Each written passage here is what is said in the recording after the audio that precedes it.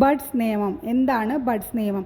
അനധികൃത നിക്ഷേപ തട്ടിപ്പുകാരുടെ സ്വത്ത് മരവിപ്പിക്കാനും കണ്ടുകെട്ടാനും ജപ്തി ചെയ്യാനും പോലീസിന് അധികാരം നൽകുന്ന നിയമമാണ് ബഡ്സ് നിയമം. ബഡ്സ് നിയമം എന്നാൽ അനധികൃത നിക്ഷേപ തട്ടിപ്പുകാരുടെ സ്വത്ത് മരവിപ്പിക്കാനും കണ്ടുകെട്ടാനും ജപ്തി ചെയ്യാനും പോലീസിന് അധികാരം നൽകുന്ന നിയമമാണ് ബഡ്സ് നിയമം.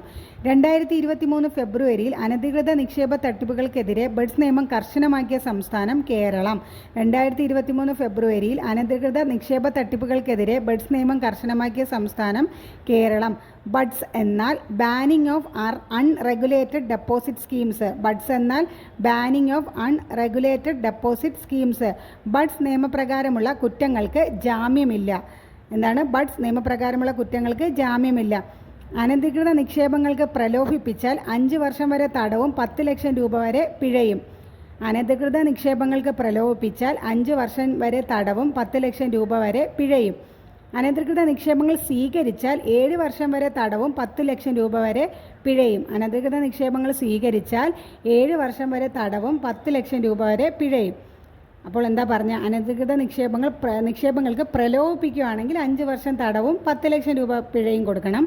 എന്നാൽ അനധികൃത നിക്ഷേപങ്ങൾ സ്വീകരിച്ചാൽ 7 വർഷം തടവും 10 ലക്ഷം രൂപ വരെ പിഴ. രണ്ടിനും പിഴ 10 ലക്ഷം രൂപ.